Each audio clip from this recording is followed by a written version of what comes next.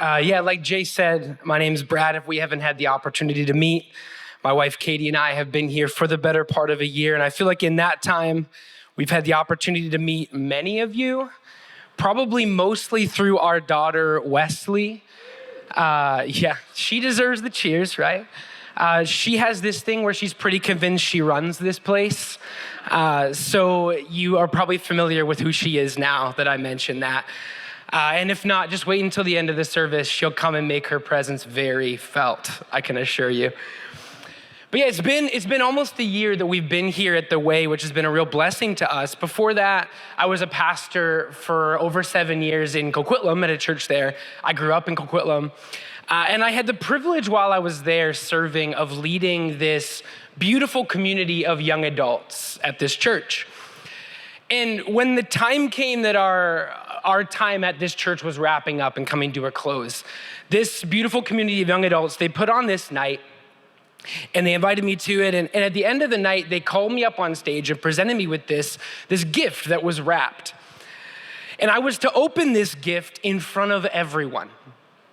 A very nerve-wracking moment if you've ever been in a situation like this. I'm to open this gift, no pressure, right?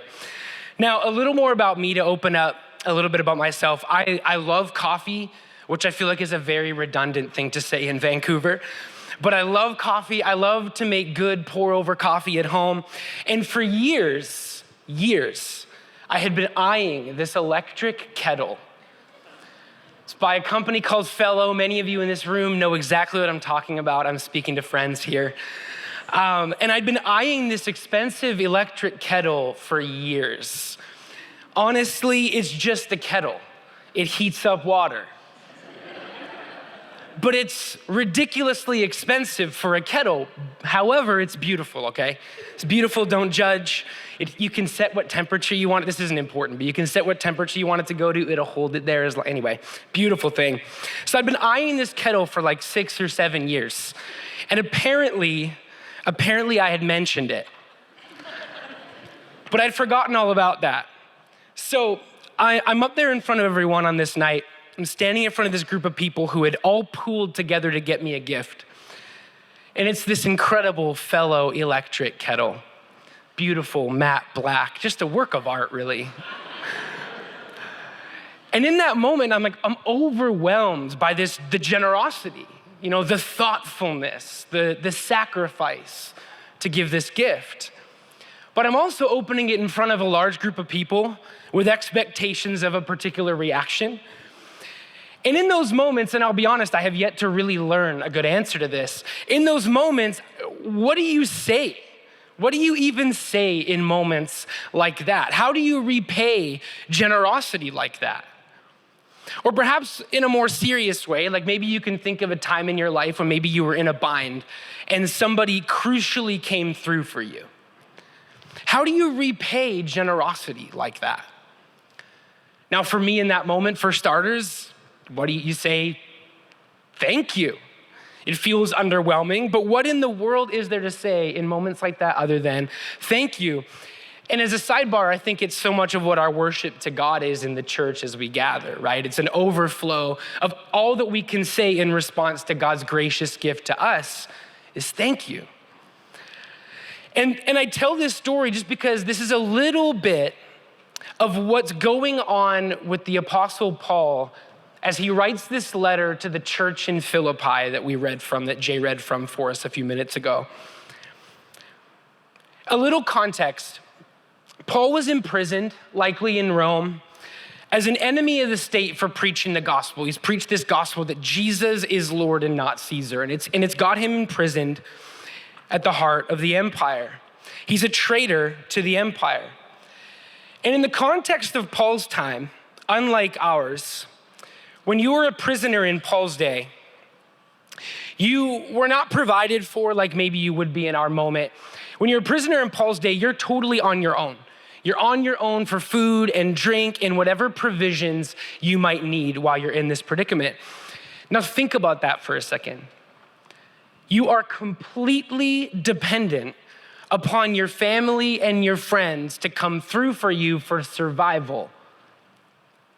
Now, some of you are looking around at those you came with today, Don't do that. Hopefully you're never in this predicament and never need them to come through for you in this kind of way.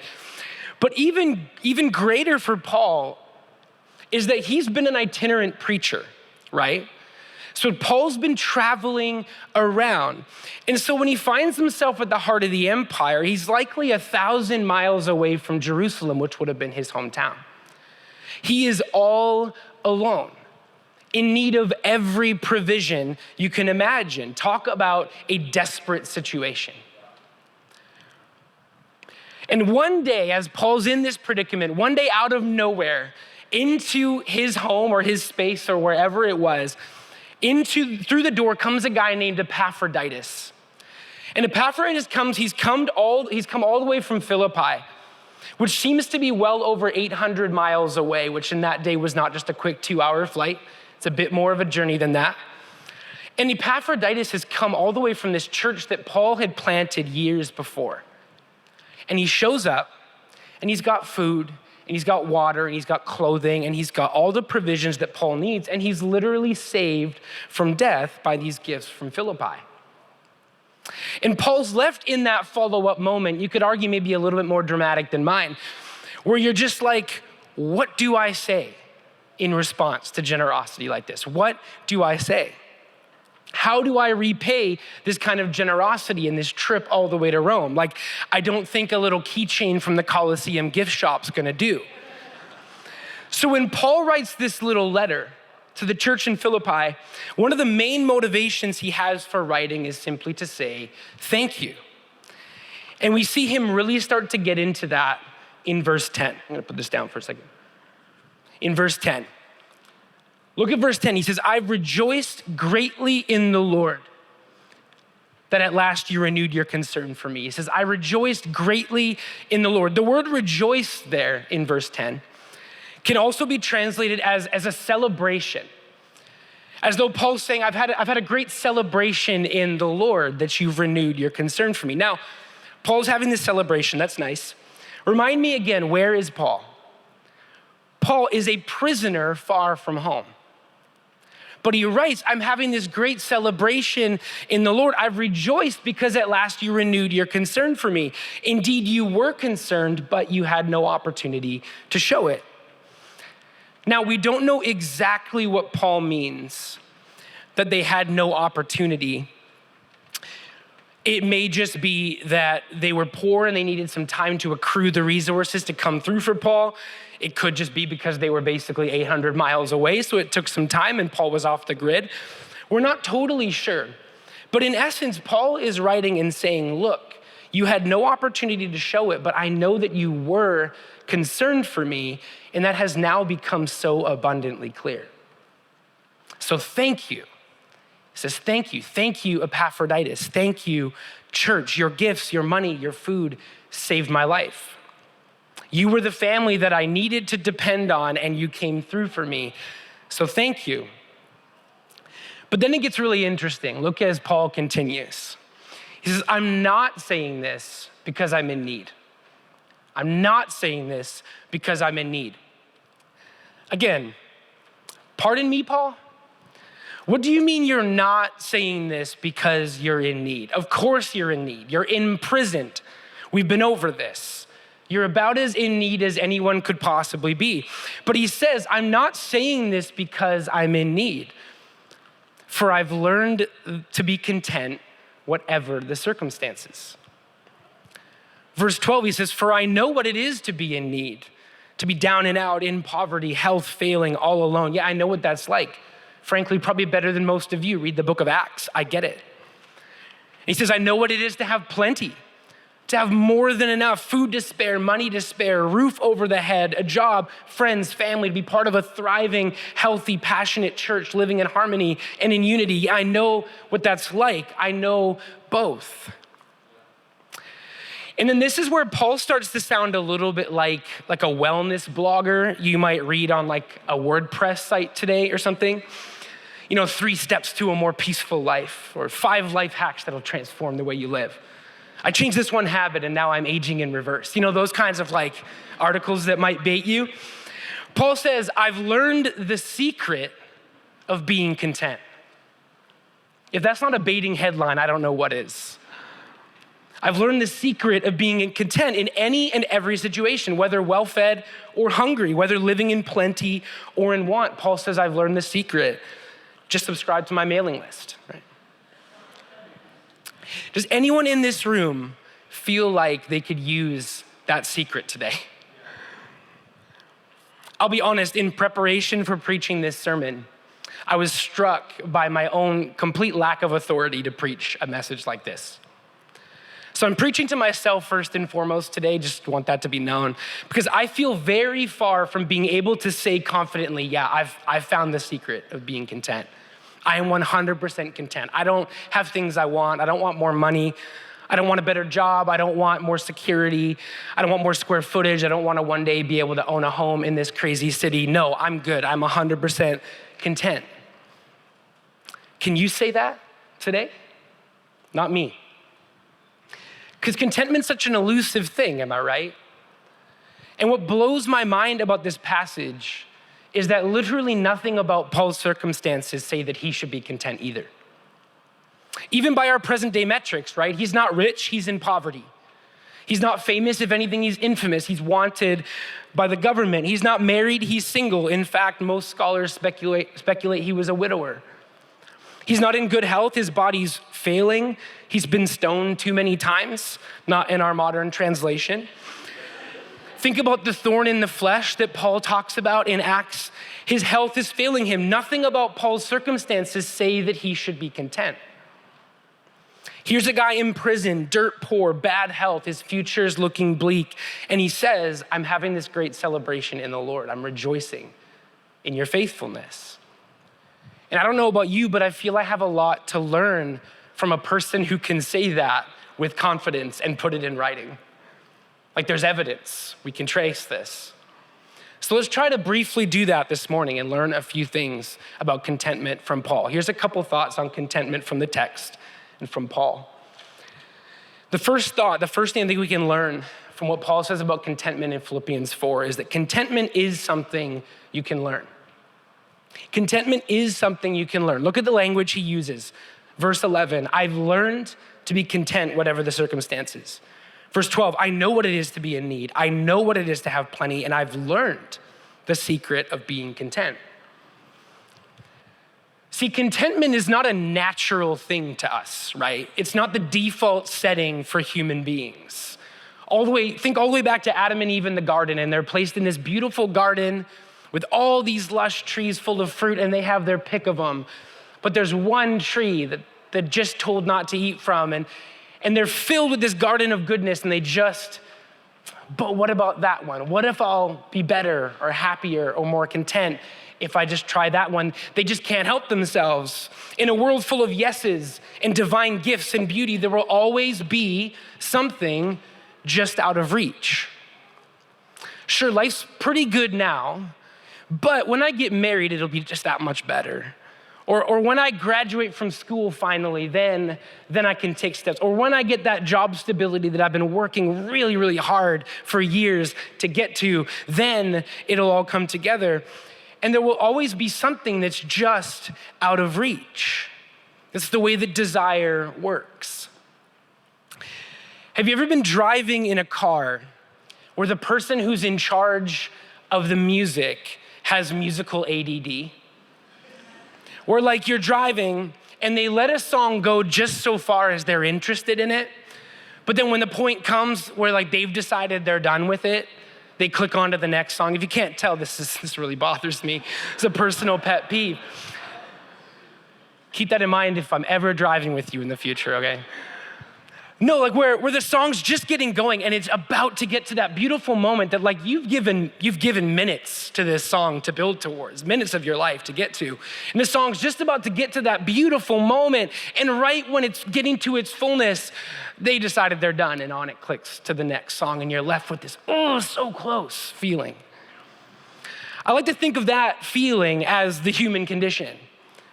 You know, where you're so close, you're almost there, you're almost to perfect completion, just a little bit more. And right in that oh so close moment is the human condition. Almost at rest, I just need more here or more there. And there will always be something that's just out of reach. And it's not just that. Of course, there's more to it even than that. Like I told you, I have a daughter who's almost 2. She turns 2 next month. And a little while back, I took her to this park in Mount Pleasant. It was just awesome park. It was a unique park in that it had 4 baby swings. This is very rare. Normally you go to a park and there's like 2 baby swings, 2 grown-up swings. There were 4 baby swings. And I made a severe parental mistake. Don't follow my lead on this, don't do this. And I let my daughter choose which swing she wanted to go on. Don't do this, don't give your kids that kind of choice. So we spend the next 5 to 10 minutes assessing and analyzing each of the swings. They're identical, by the way, completely identical. They're not even at different heights, they're exactly the same. And she's analyzing and deciding. Finally, eventually, after this grueling process, she settles on swing number 3. Okay, we're gonna do swing number 3. So I put her in, and we're swinging, we're having a wonderful time, and she's really happy.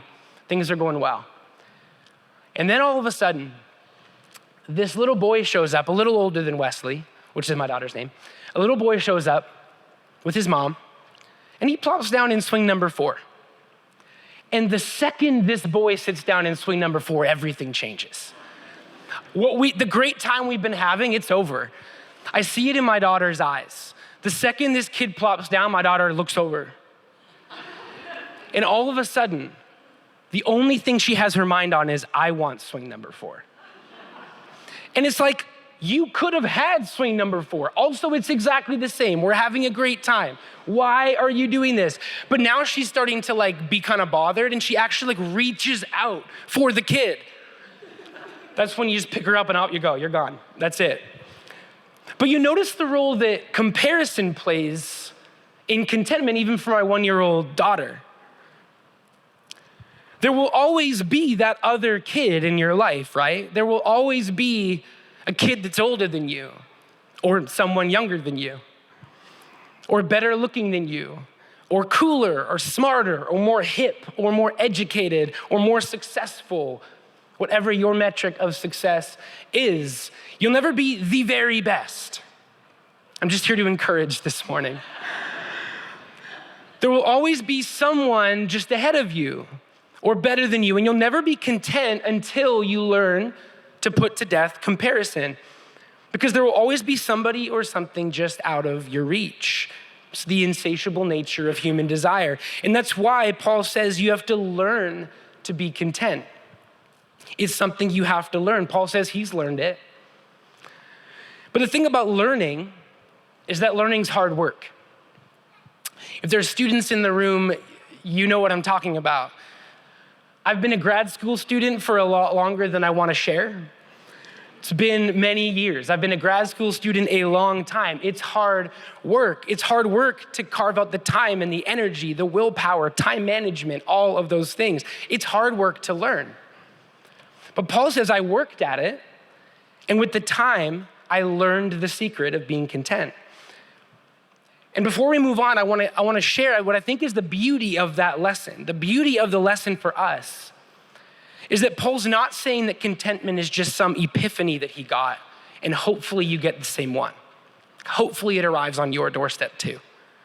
The beauty of this lesson for us is that it means that if Paul can learn it, you can learn it.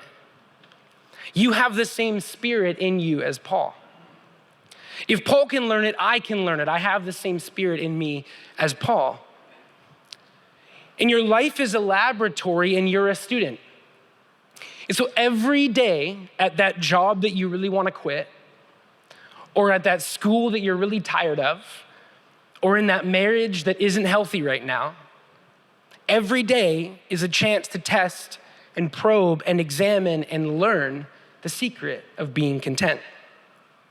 It's something you learn. Second lesson on contentment from Paul is that contentment is not dependent on circumstances. In the ancient Near East, it was content. In our day, maybe you substitute happy. But we subscribe to this formula that says, when I get X, then I'll be happy, right? When I get more money, when I get a house, then I'll be content or happy. And we know it's not true, right? And if you don't, you will. It's a myth. It's not true, because the second that you get to the goal that you have been working towards, this is another piece of it. The second you get to the goal you've been working towards, what happens? The goalposts move a little further down the road. You can have been working at a goal for years, for decades, and you finally get to that goal and you achieve it and you live in it, and it's wonderful for like a day. And then your mind is filled up with what's next, right? Okay, what's the next thing on the horizon?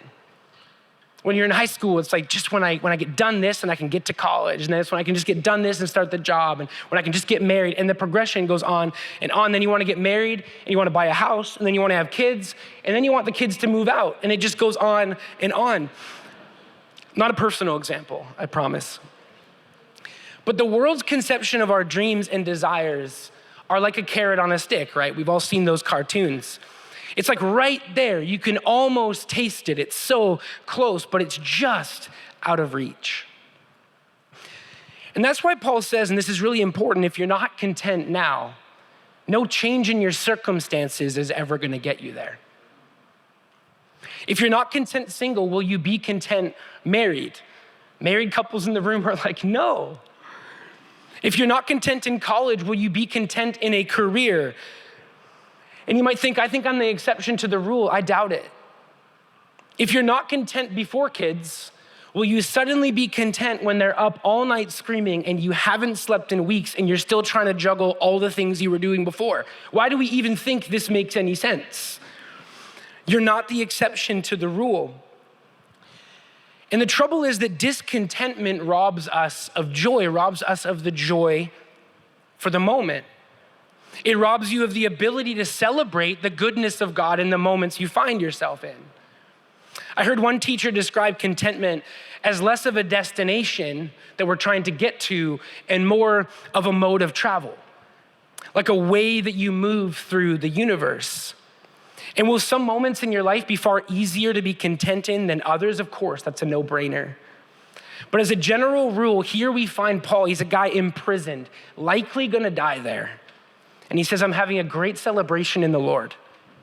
It's not dependent on your circumstances. And then this is a hinge moment where it gets really interesting with a little plot twist as Paul's teaching here. Because he acknowledges that contentment is a struggle in all of life's circumstances. All of them. Look at the way verse 12 reads. He says, I know what it is to be in need, and I know what it is to have plenty. I've learned the secret of being content in any and every situation, whether well-fed or hungry, whether living in plenty or in want. Paul actually says, I've learned to be content with plenty. One version I read says, I've learned to cope with having too much. Personally, I've not found this to be a struggle. But Paul says it. And before you start thinking that Paul's gone kind of crazy, consider the way that money works so often, right? The more you have, the more you want.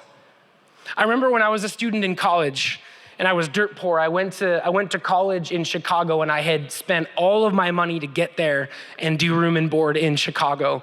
And so I'm there, I have no money, and I'm just scraping by, working as an intramural referee, obviously doesn't pay very well. So I have no money, but in this whole time, I'm like, even things as simple as, it was smartphone era. I'm not that old, it was smartphone era. But I had this like silver flip phone with Cricket wireless the whole time I was there, where you still had to press like a button 4 times to get a letter to text. And what's funny is that whole period of time that I'm broke as a student, I wasn't thinking about all the things that I wanted to buy. I wasn't thinking about the awesome car that I was really excited to get. I would have had to work my intramural referee job for like 35 years in order to get that. And they wouldn't let me stay at college that long. But I remember when I graduated from college and I moved back to Vancouver and I started working a salaried job as a single guy, and suddenly things were options. Suddenly I had some freedom. I wasn't making a lot of money, but I had enough that I had some freedom to make some purchases. And I remember suddenly things were options, and now my mind was filled up. My mind was filled up with all the things I could buy now because I had some disposable income. Well, I obviously need this. I should get that. I need that, obviously, for what I'm doing. Oh, I should get that. I want that. And now you're sucked in and your mind is filled up with all the stuff that you do not have. Because the human desire for more is insatiable. There's a famous line that you might have heard from John Rockefeller, who's often described as like the richest man in American history, where he was asked how much money is enough. And his answer was, just a little bit more. And there's a proverb in Proverbs chapter 30, you'll see it up on the screen. Proverbs 30:7-9, the writer says this, 2 things I ask of you, Lord. This is his prayer. Do not refuse me before I die. 2 things, keep falsehood and lies far from me, and give me neither poverty nor riches, but give me only my daily bread. Otherwise, I may have too much and disown you and say, who is the Lord? Or I may become poor and steal and so dishonor the name of the Lord my God. How many of us have ever prayed a prayer like that? I have not. Give me not poverty, sure. Yeah, I'm on board with that first part. I like that. Give me not riches. I think I can handle riches, frankly. God, I'll use it for your glory, I promise. I think I can handle riches. But seriously, how many of us have prayed a prayer like that? I honestly have not. God, don't give me poverty, don't give me riches. Give me just what I need for today. For most of us, I think that sounds like a recipe for incredible anxiety, right? The author of Ecclesiastes writes this in chapter 5, verse 12. He says, the sleep of a laborer is sweet, whether they eat little or much. But as for the rich, their abundance permits them no sleep. Because when you have money, when you have stuff, now you worry about your money and you worry about your stuff. Back to the kettle I told you about earlier, which I know you wanted me to start talking about again. The kettle that I got as this gift a little while ago. The second day I was using it, I remember I'd unboxed it, I'd used it. It's my second day of using the kettle. And I'm overwhelmed by how amazing this thing is. And I remember I'd used it, I made my coffee, I'm going and I'm enjoying my coffee in the living room, and I look over and I see, remember it's a matte black kettle, and I see from afar this like white mark on it. And I flipped out. And I'm like, you've got to be kidding me. It's the second time I've used this thing. And I run over to the kitchen, like I bolt over to the kitchen and I get to it. It's just a fluff. It was just a fluff. And so I brushed the fluff off. Disaster averted. But I was so worried about this new kettle that I had. Now in contrast, the kettle I was using before was this cheap $20 Amazon thing. It was banged up, scuffed. It was in terrible shape. I did not care one iota. But the difference of my level of worry and care about this new kettle was massive. And the author of Ecclesiastes says, as for the rich, their abundance permits them no sleep. The goal is to celebrate life as a gift. Whatever it is that you have, or whatever it is that you don't have. And that contentment is a challenge, Paul's saying, wherever it is you land on that spectrum, both ends.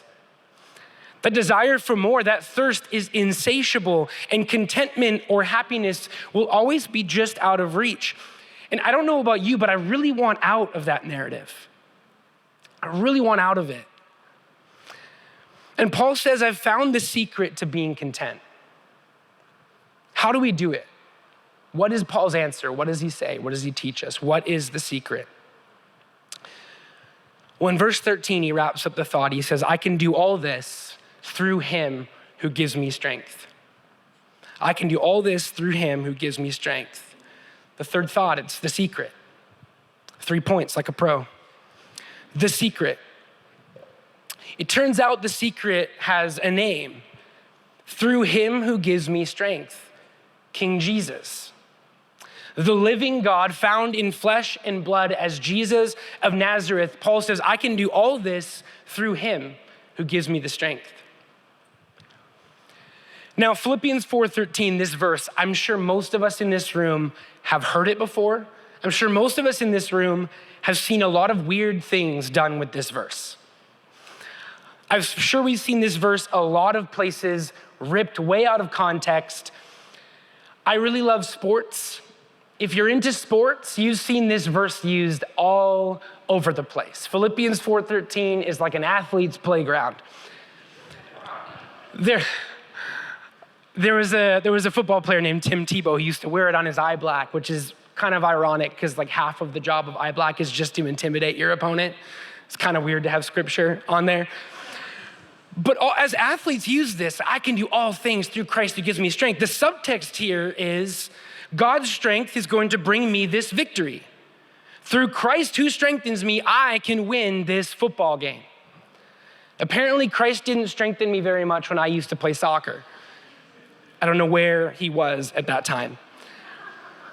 But we hear this verse also used out of context in a lot of other, maybe less obviously funny ways. But it's often used as this like self-motivational pump-up verse to get out there and take on all your big challenges in life. The subtext here being like it's this kind of magic Christ-infused superpower to allow you to go and achieve all your goals. I can do anything through Christ. And now hear me, this isn't wrong. This isn't wrong. Empowered by the Holy Spirit, by his strength in us, we can do far more by the power of the Holy Spirit than we could ever imagine. So don't hear me wrong on this morning. But the secret that Paul's talking about here in Philippians 4 is not actually referring to some magic Christ-infused superpower to achieve all your goals.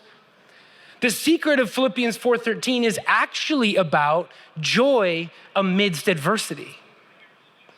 He says, I can do all this through him who gives me strength. This verse that we see and hear absolutely everywhere to empower all of the dreams and goals imaginable in context is actually talking about contentment regardless of what we achieve or fail to achieve. In context, he's saying, I can be content right here, right now, imprisoned, scraping by with mere survival on my to-do list. I can be content, at peace, happy. It's enough through him who gives me the strength. He gives me the strength.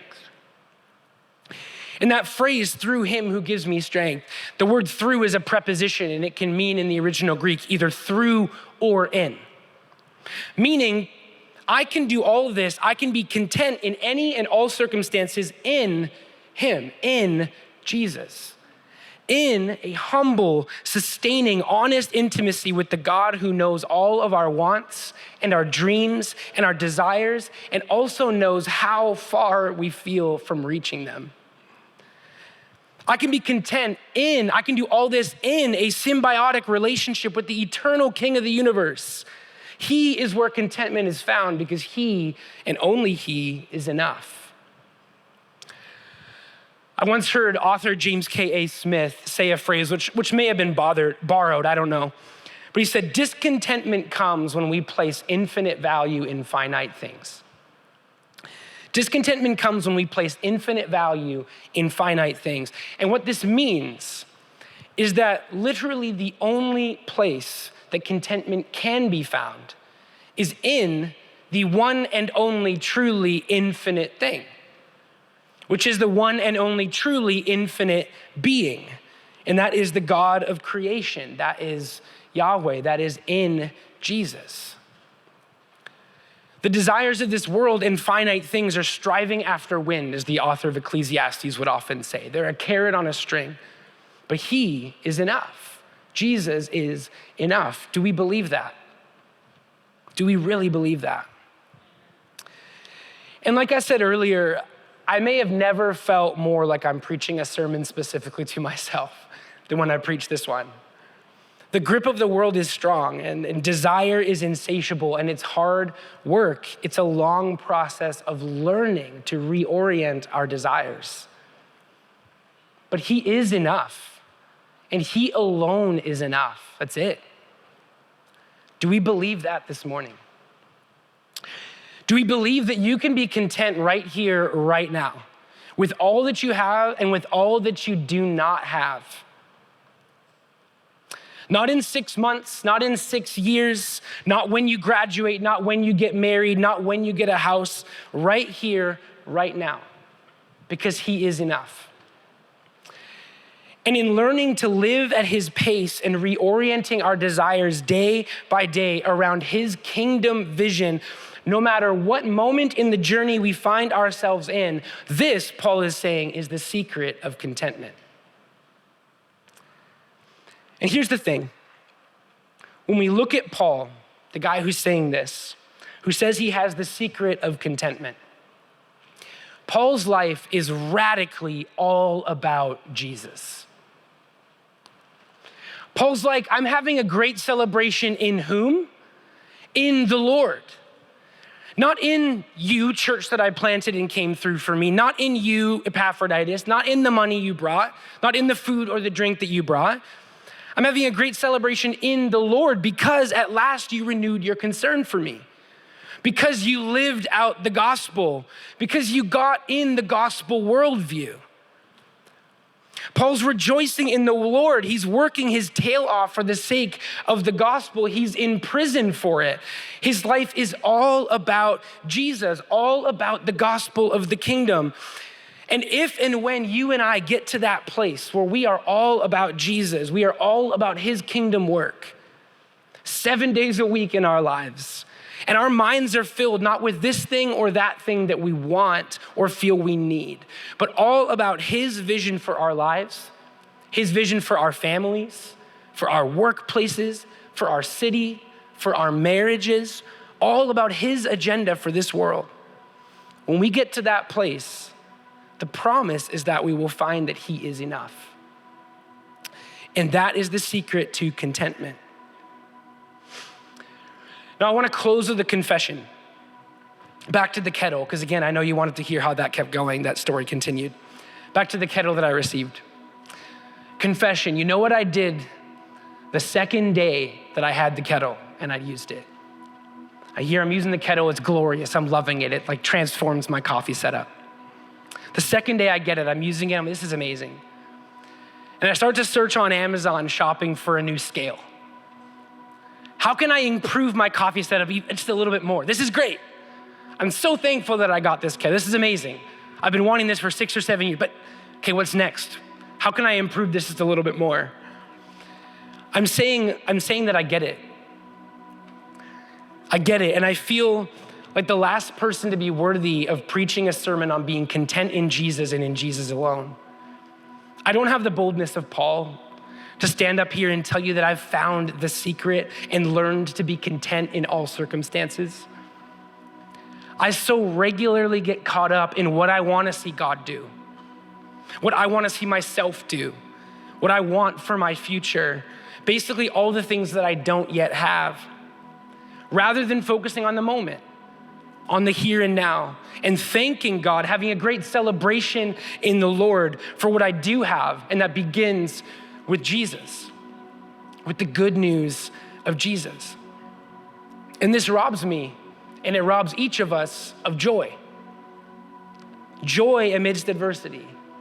Paul says, I can do all of this in plenty or in want, in Christ who gives me the strength. He is enough. Do we believe that?